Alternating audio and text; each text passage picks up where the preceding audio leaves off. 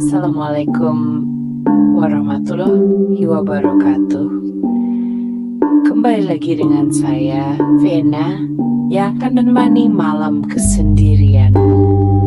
Sebelum masuk ceritanya, tarik selimutmu, matikan lampu kamarmu. Mari kita simak ceritanya. Reno mengangguk meski pikirannya masih penuh tanda tanya. Ia menggandeng tangan Revi dan berjalan masuk ke dalam rumah, sementara Rafa masih sempat melirik ke arah gerbang sebelum akhirnya mengikuti mereka.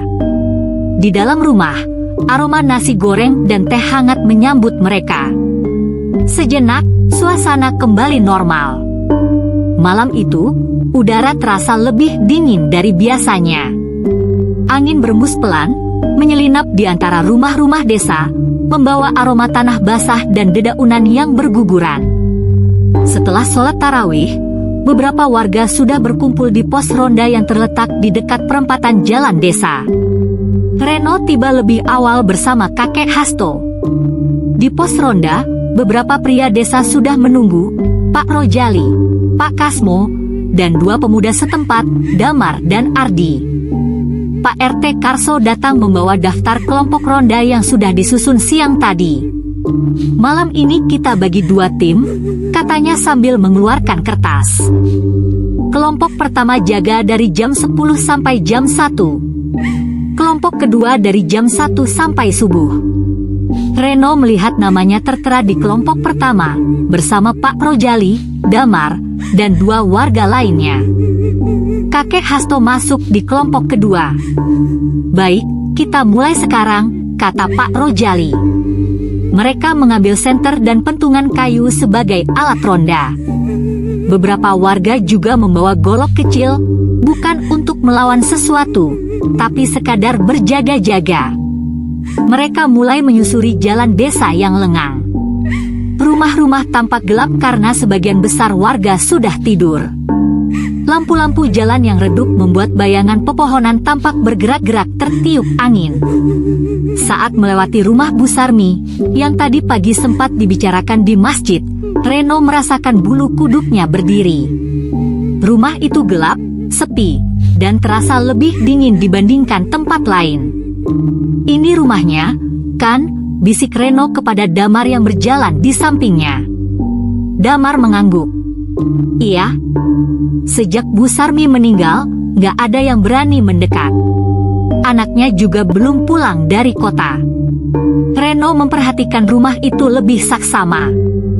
Jendela-jendelanya tertutup rapat, tapi ada sesuatu yang membuatnya merasa tidak nyaman. Pak Rojali memberi isyarat agar mereka melanjutkan perjalanan. Namun baru beberapa langkah, Reno mendengar sesuatu. Tok, tok, tok. Suara itu seperti ketukan pelan. Semua orang terdiam. "Dari mana itu?" bisik Ardi. Mereka saling berpandangan, mencoba mencari sumber suara. Tok, tok, tok. Kali ini lebih jelas. Suara itu berasal dari rumah Bu Sarmi. Pak Rojali menelan ludah. "Mungkin angin," gumamnya, tapi suaranya terdengar ragu. Damar tiba-tiba menunjuk ke jendela rumah Bu Sarmi. "Pak, itu..." Semua mata langsung tertuju ke arah yang dimaksud. Di balik jendela yang sedikit terbuka, ada sesuatu yang tampak samar. Seperti bayangan hitam, berdiri diam di sana. Reno merasakan napasnya tercekat. Itu bukan manusia. Bentuknya lebih tinggi, lebih gelap, dan seperti tidak memiliki wajah. Mereka semua terpaku. Tidak ada yang berani bergerak. Tiba-tiba, terdengar suara berdebung dari dalam rumah, seolah sesuatu jatuh atau bergerak dengan kasar. Ardi mundur selangkah. Kita pergi aja, Pak." Pak Rojali mengangguk cepat. "Ayo, kita lanjut keliling, jangan berdiri di sini terlalu lama." Mereka mempercepat langkah, menjauhi rumah itu. Saat Reno menoleh sekali lagi, jendela rumah Bu Sarmi sudah tertutup rapat. Tapi perasaan tidak enak masih melekat di dadanya. Setelah kejadian di rumah Bu Sarmi, kelompok ronda mempercepat langkah mereka kembali ke pos ronda. Begitu sampai, mereka langsung duduk untuk menghilangkan ketegangan. Pak Rojali menarik napas panjang dan mengusap wajahnya. Kita harus tetap tenang. Jangan sampai takut malah bikin kita kehilangan fokus. Damar berdiri dan meregangkan tubuhnya. Tenang aja, Pak. Saya malah jadi lapar. Ardi terkekeh. Ya, lapar sih lapar, Mar. Tapi hati-hati, loh. Ntar pas beli gorengan malah dibuntutin. Damar mendengus. Ah, dasar penakut. Aku ke warung Embok Sri bentar, sekalian beli kopi. Ada yang mau titip? Pak Rojali mengangguk. Titip bakwan 2. Reno ikut mengangkat tangan. Saya titip tempe goreng. Damar tertawa kecil, lalu mengambil kunci motornya dan beranjak pergi. Oke, tunggu di sini, jangan kabur, ya. Ardi masih meledeknya, hati-hati, nanti yang bonceng bukan gorengan, tapi hantu. Damar hanya tertawa sambil menghidupkan motornya, lalu melaju ke jalanan desa yang sepi. Beberapa menit kemudian, angin malam bertiup pelan, membawa suara jangkrik dan gemerisik dedaunan. Reno dan yang lainnya masih duduk di pos ronda, berbincang ringan sambil menunggu Damar kembali. Namun, tak lama kemudian, suara motor terdengar dari kejauhan. Braaap! Braaap! Reno menoleh. Motor Damar melaju kencang menuju pos ronda. Ketika Damar akhirnya tiba, ia hampir saja kehilangan keseimbangan saat mengerem mendadak. Tubuhnya gemetar, wajahnya pucat, dan keringat bercucuran. Nafasnya tersengal-sengal. Reno langsung berdiri dan menghampirinya. Mar, kenapa? Damar menatap mereka dengan mata terbelalak. Tangannya masih mencengkeram setang motor dengan kuat. Ada pocong, suaranya bergetar. Pak Rojali langsung serius. Jelaskan, Mar. Apa yang terjadi? Damar menelan ludah. Aku beli gorengan di warung Embok Sri. Pas mau balik, rasanya ada yang aneh, punggungku terasa berat. Mereka semua saling pandang. Damar melanjutkan dengan suara sedikit bergetar. Pas aku lihat ke spion, aku lihat ada pocong duduk di belakangku. Ardi, yang tadi meledek Damar, langsung pucat. Beneran, Mar? Jangan bercanda. Damar mengangguk cepat. Aku nggak bohong. Dia cuma diam aja di belakangku, tubuhnya kaku, matanya kosong. Aku langsung tancap gas, tapi pas aku lihat spion lagi. Damar menelan ludah. Dia terbang ke atas dan menghilang. Hening. Semua orang terdiam, bulu kuduk mereka meremang. Pak Rojali akhirnya berbicara dengan suara rendah. Sepertinya ada yang tidak beres di desa ini. Reno mengepalkan tangannya. Ia tak lagi bisa mengabaikan perasaan ganjil yang ia rasakan sejak pertama kali tiba di desa ini. Apa ini ada hubungannya dengan kematian Bu Sarmi? Tanyanya, hampir berbisik. Pak Rojali menatapnya dalam-dalam. Bisa jadi. Atau mungkin, sesuatu yang lebih besar. Malam itu, suasana di pos ronda berubah. Bukan hanya sekedar jaga malam biasa, tapi kini mereka tahu, ada sesuatu yang berkeliaran di desa. Tubuh Damar semakin gemetar, dan wajahnya semakin pucat.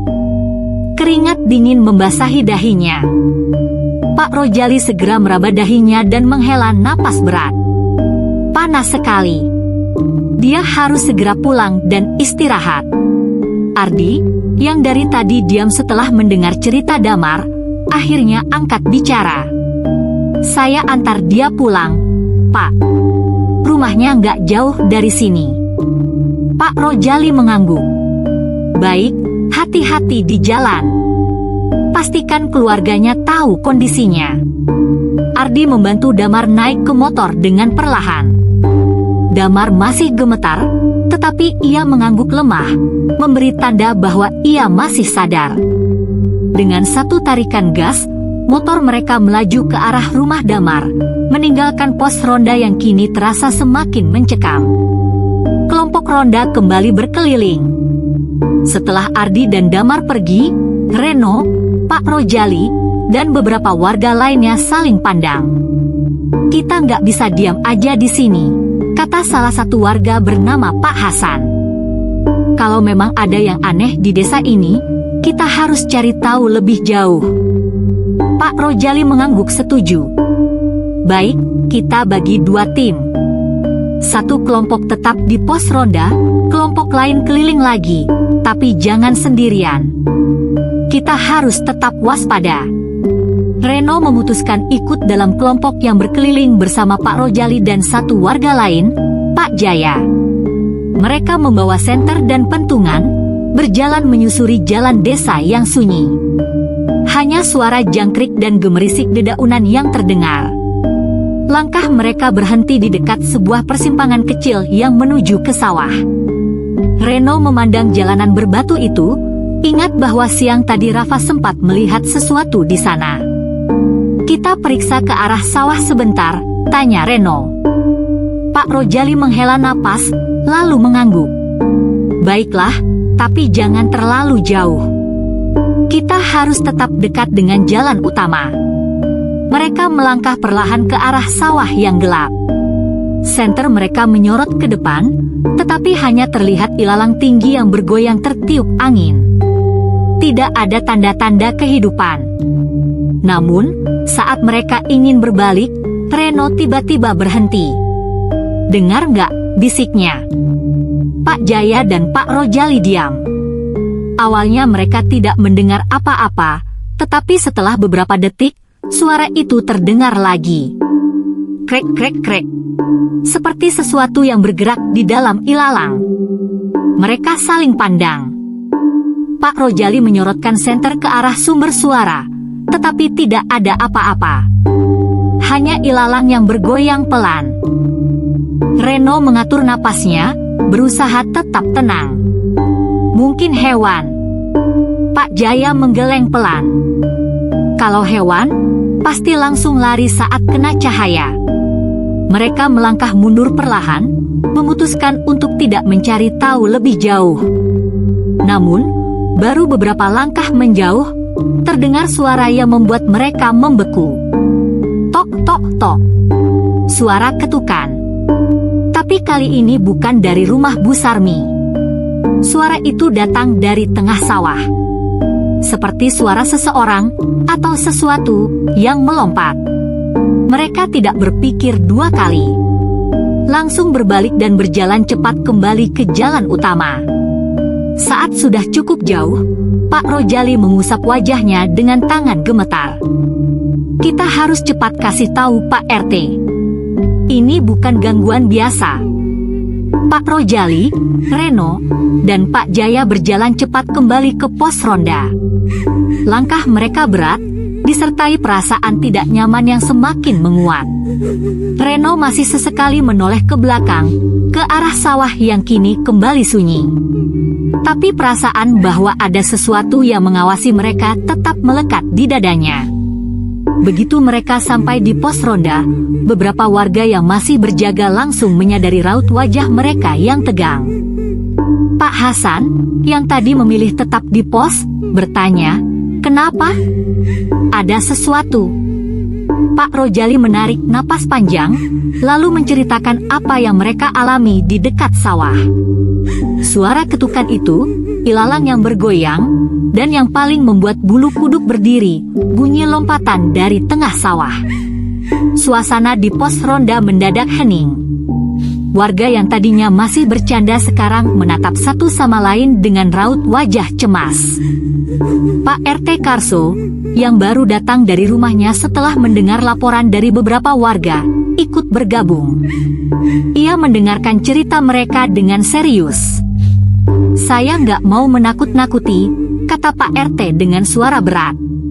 Tapi kalau benar ada sesuatu yang mengganggu desa kita nggak bisa diam saja. Pak Hasan mengangguk. Ini sudah di luar batas. Gangguan makin sering, dan sekarang malah muncul suara-suara di sawah. Pak Rojali menghela napas. Kita harus cari solusi. Besok pagi, saya sarankan kita panggil orang pintar atau kiai dari pesantren untuk melihat keadaan desa. Pak RT mengangguk setuju. Baik, besok pagi saya akan urus itu. Kabar buruk dari rumah Damar. Saat mereka sedang berdiskusi, tiba-tiba Ardi datang tergesa-gesa dari arah rumah Damar. Nafasnya memburu, wajahnya tampak panik. Pak RT! Pak Rojali! Serunya. Semua menoleh ke arahnya. Kenapa, Di? Tanya Pak Rojali.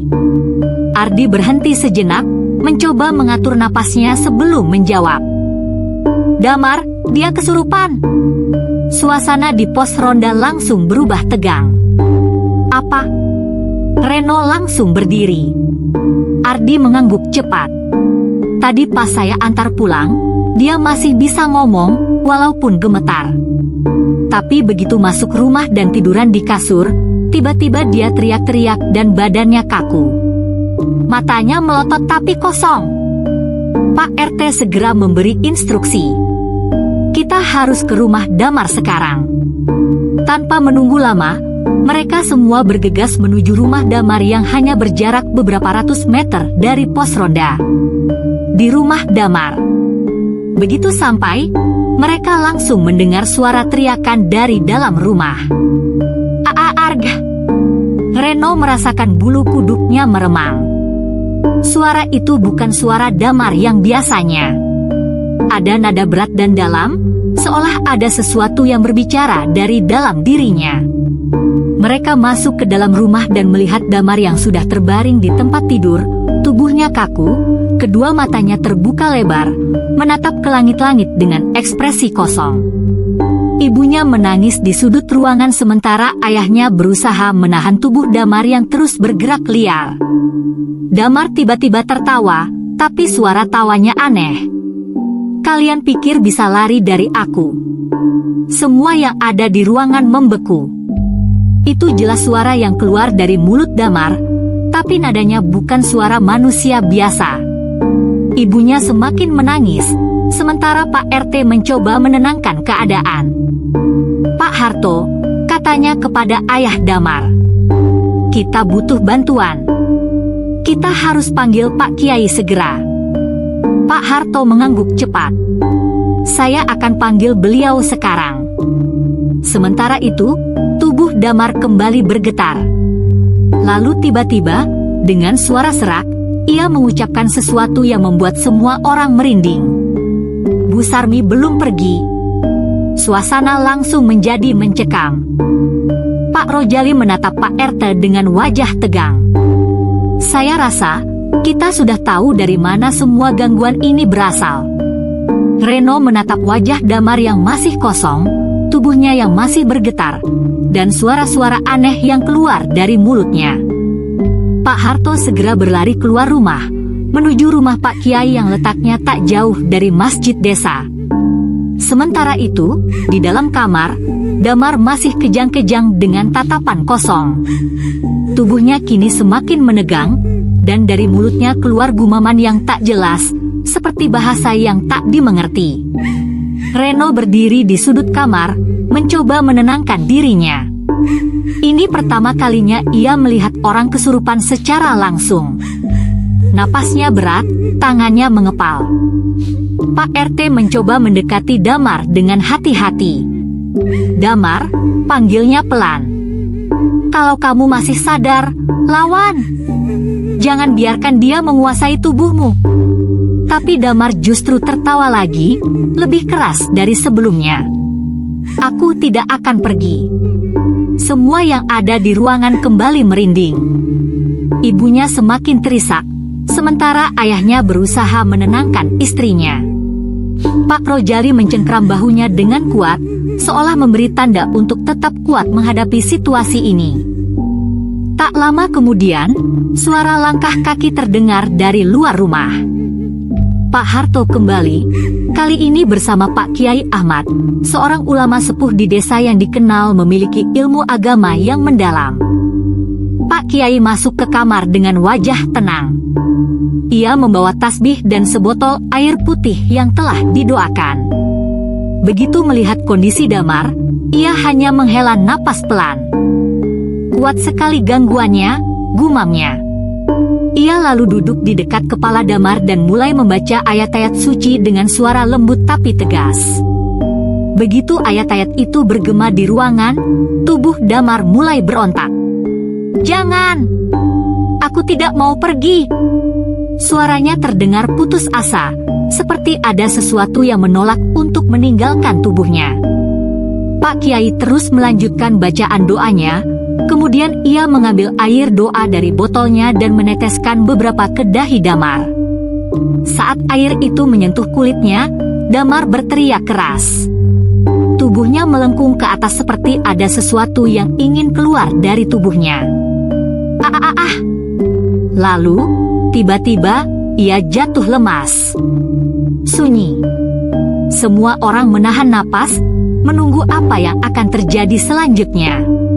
Damar mengerjapkan matanya pelan. Napasnya tersengal, tapi kini matanya kembali seperti biasa, tidak kosong, tidak menyeramkan. "Ibu," suaranya lemah. Ibunya langsung menangis dan memeluk anaknya. "Nak, syukurlah kamu sadar." Pak Kiai mengusap janggutnya. Dia sudah sadar. Tapi semua menatapnya, menunggu kata-kata berikutnya. Ini baru permulaan. Pesan dari makhluk tak kasat mata. Reno menatap Pak Kiai dengan serius. "Maksud Pak Kiai?" Pak Kiai menatap mereka satu persatu, lalu menghela napas panjang. Apa yang mengganggu Damar tadi bukan hanya arwah penasaran biasa. Ini sesuatu yang lebih kuat. Pak RT mengernyit. "Apa hubungannya dengan Bu Sarmi, Kiai?" Pak Kiai diam sebentar sebelum akhirnya berbicara. Kematian Bu Sarmi memang tidak wajar. Orang-orang yang menggunakan susuk seringkali menghadapi kesulitan saat meninggal. Tapi yang lebih mengkhawatirkan adalah sesuatu yang datang setelahnya. Reno merinding mendengar kata-kata itu. Pak Kiai melanjutkan, saat seseorang meninggal dalam keadaan masih memiliki pegangan, seringkali ada sesuatu yang datang untuk menagih. Dan sepertinya, itulah yang sedang terjadi di desa ini. Pak Rojali menelan ludah. Jadi, semua kejadian aneh ini, ketukan di rumah, suara di sawah, pocong yang dilihat Damar, semua berhubungan dengan Bu Sarmi. Pak Kiai mengangguk. Bukan hanya berhubungan. Aku khawatir, ini adalah bagian dari sesuatu yang lebih besar. Kita harus segera melakukan sesuatu sebelum gangguannya semakin menjadi-jadi. Malam itu, keputusan pun dibuat. Besok pagi, desa akan mengadakan doa bersama untuk keselamatan seluruh warga. Pagi itu, matahari bersinar malu-malu di atas desa. Udara masih terasa dingin, embun menempel di daun-daun pisang, dan jalanan tanah masih sedikit basah karena embun malam. Namun, suasana desa terasa berbeda. Ada ketegangan di udara, seperti ada sesuatu yang mengawasi dari kejauhan. Di masjid kecil di tengah desa, warga mulai berdatangan. Para bapak-bapak duduk di serambi, sementara ibu-ibu datang membawa nampan berisi air dan bunga yang akan didoakan. Pak Kiai Ahmad sudah duduk di bagian depan, bersiap memimpin doa bersama. Pak RT Karso berdiri di sampingnya, memastikan semua warga sudah berkumpul. Dari rumahnya, Reno dan Reva datang bersama anak-anak mereka. Rafa dan Revi tampak masih mengantuk, tapi mereka ikut berjalan di samping ibunya. Reva menggandeng tangan Rafa erat, masih teringat kejadian semalam saat anaknya melihat sesuatu di gerbang. Di pojokan, Damar dan keluarganya juga sudah hadir. Wajah Damar masih tampak pucat, tubuhnya lemas setelah kejadian mengerikan semalam. Ibunya sesekali mengusap punggungnya dengan cemas. Setelah semua warga berkumpul, Pak RT memberikan sedikit pengantar. Saudara-saudaraku sekalian, suaranya terdengar jelas di antara keheningan. Kita semua tahu bahwa beberapa malam terakhir ini, desa kita mengalami gangguan yang tidak biasa. Kita sudah mendengar kejadian di sawah, di jalanan, dan bahkan di rumah-rumah kita sendiri. Warga saling berpandangan, beberapa dari mereka mengangguk kecil, membenarkan. Kita tidak tahu pasti apa yang menyebabkan semua ini, lanjut Pak RT, tapi kita tidak bisa tinggal diam. Karena itu, hari ini kita berkumpul di sini untuk berdoa bersama, memohon perlindungan kepada Allah agar desa kita kembali tentram. Pak Kiai Ahmad mengangguk, lalu mulai berbicara. Kita akan membaca doa bersama. Semoga Allah melindungi kita dari gangguan apapun, baik yang terlihat maupun yang tak kasat mata. Setelah ini, saya juga akan berkeliling desa, menaburkan air doa di beberapa titik yang saya rasa perlu. Semua warga menyimak dengan khusyuk. Lalu, doa pun dimulai. Suara lantunan ayat suci menggema di dalam masjid, memenuhi setiap sudut ruangan dengan ketenangan. Warga menundukkan kepala, hati mereka larut dalam harapan agar desa kembali damai. Namun, di luar masjid, angin berhembus lebih kencang dari biasanya. Di kejauhan, di batas desa yang mengarah ke sawah, ilalang-ilalang bergoyang pelan. Seolah ada sesuatu yang masih menunggu. Pertanda buruk. Setelah doa selesai, Pak Kiai bersama beberapa warga mulai berjalan keliling desa. Mereka membawa ember berisi air yang telah didoakan, menaburkannya di sudut-sudut tertentu, terutama di rumah-rumah yang mengalami gangguan. Saat mereka tiba di dekat rumah Bu Sarmi yang kini kosong, angin bertiup lebih kencang. Pak Kiai berhenti di depan pagar yang sudah mulai lapuk. Pak Rojali, yang ikut dalam rombongan, bertanya, "Ada apa, Kiai?" Pak Kiai tidak langsung menjawab. Ia hanya menatap rumah tua itu dengan dalam.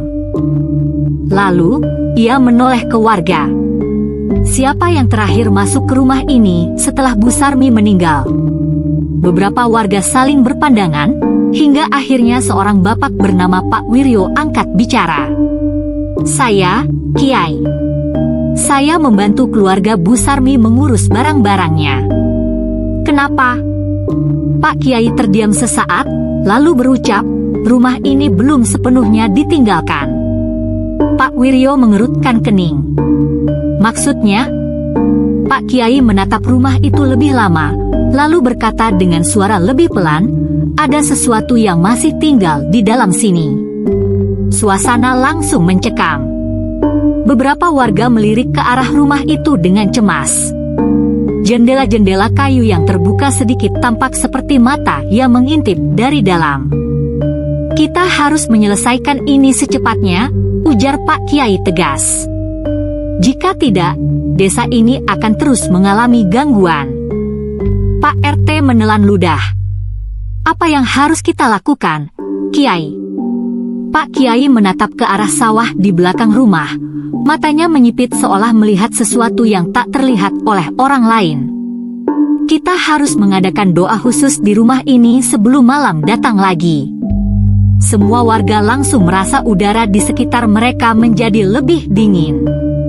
Siang semakin terik ketika tiba-tiba seorang pria muda datang tergesa-gesa ke arah kerumunan warga di depan rumah Bu Sarmi. Wajahnya kusut, matanya merah seperti kurang tidur, dan tubuhnya terlihat sedikit gemetar. Napasnya memburu, keringat membasahi dahinya. "Tejo," gumam Pak Wiryo, mengenali pria itu sebagai anak semata wayang Bu Sarmi. Tejo menatap warga dengan wajah penuh kecemasan dan ketakutan. Ia seperti ragu untuk berbicara, tapi setelah melihat Pak Kiai Ahmad, ia akhirnya memberanikan diri. Saya diikuti pocong di kota." Semua warga langsung saling pandang. Diikuti pocong? Tanya Pak RT dengan dahi mengernyit. Tejo mengangguk cepat, napasnya tersengal. Saya pikir, setelah ibu meninggal, semuanya sudah selesai. Tapi ternyata, ia menelan ludah, lalu melanjutkan, malam pertama di rumah kontrakan saya di kota, saya bermimpi didatangi pocong yang wajahnya mirip ibu saya. Dia diam saja di sudut kamar, matanya terbuka, seperti menatap saya. Beberapa warga mulai bergidik ngeri. Tapi itu baru awalnya, lanjut Tejo dengan suara serak. Setiap malam saya terus diganggu. Saya mendengar suara ketukan di jendela, kasur saya seperti ada yang menekan, dan bau bunga melati selalu muncul tanpa sebab. Ia mengusap wajahnya dengan kedua tangan. Puncaknya tadi malam, saya melihat pocong itu beneran di depan saya. Dia lompat-lompat di gang sempit dekat rumah saya, lalu tiba-tiba sudah ada di depan pintu. Saya lari sekencang mungkin, gak berani balik ke kontrakan. Langsung ke sini. Pak RT menarik napas dalam-dalam, mencoba mencerna cerita Tejo. Warga mulai ribut, bisik-bisik terdengar di antara mereka. Tapi kenapa kau yang diteror, Jo? Tanya Pak Rojali curiga. Tejo terdiam. Ia menunduk, seperti merasa bersalah. Pak Kiai yang sedari tadi mendengarkan akhirnya bertanya dengan suara lembut, Tejo, apa kau membawa sesuatu dari ibumu?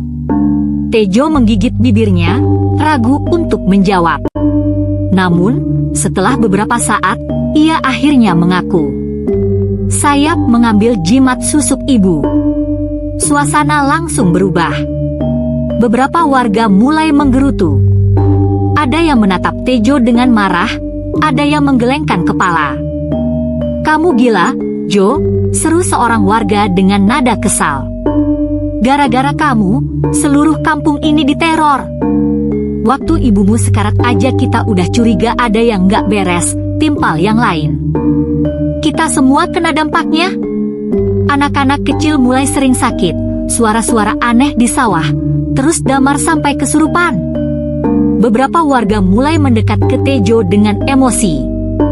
Melihat situasi memanas, Pak RT segera mengangkat tangannya, memberi isyarat agar warga tenang. Sudah, jangan main hakim sendiri. Yang penting sekarang kita cari solusinya. Pak Kiai Ahmad menghela napas panjang. Tejo, di mana jimat itu sekarang? Tejo merogoh saku celananya dan mengeluarkan sebuah benda kecil yang dibungkus kain merah. Warga langsung menahan napas. Aura dari jimat itu terasa menyesakkan. Saya bawa ke sini, kata Tejo lirih. Saya nggak tahu harus gimana. Pak Kiai mengambil jimat itu dengan hati-hati. Ia menutup matanya sejenak, seperti membaca sesuatu dalam hati. Lalu ia berkata, jimat ini harus dikubur. Malam ini juga. Warga mengangguk setuju. Pak RT menoleh ke beberapa pemuda desa. Nanti setelah maghrib, kita cari tempat yang jauh dari permukiman untuk menguburnya. Tejo masih berdiri di tempatnya, wajahnya terlihat menyesal. Saya minta maaf, katanya dengan suara gemetar. Saya nggak tahu kalau akibatnya akan seperti ini.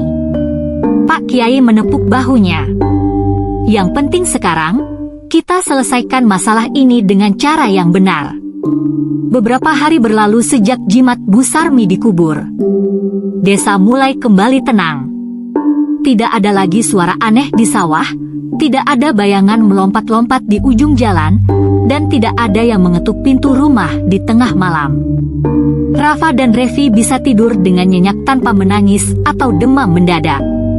Reno dan Reva akhirnya bisa menikmati suasana mudik dengan lebih nyaman. Bahkan Damar yang sebelumnya diganggu sudah pulih sepenuhnya dan kembali bercanda seperti biasa. Di pos ronda, warga yang berjaga malam juga merasa lebih tenang. Tidak ada lagi yang pulang dengan wajah pucat atau motor melaju kencang karena ketakutan. Di pagi yang cerah itu, Reva duduk di teras rumah orang tuanya, menikmati secangkir teh hangat. Ia mengamati anak-anaknya bermain di halaman bersama beberapa anak tetangga. Di sebelahnya, ibunya, Nenek Sumi, sedang mengupas pisang untuk digoreng. "Sudah lebih tenang sekarang, kan?" kata Nenek Sumi sambil tersenyum. Reva mengangguk. "Iya, Bu. Rasanya aneh, beberapa hari lalu desa ini terasa begitu mencekam. Sekarang malah terasa seperti nggak ada apa-apa yang pernah terjadi." Nenek Sumi tertawa kecil. "Begitulah hidup, Nak. Kadang badai datang, lalu pergi begitu saja." Reva tersenyum, tapi ada perasaan aneh yang mengusik pikirannya.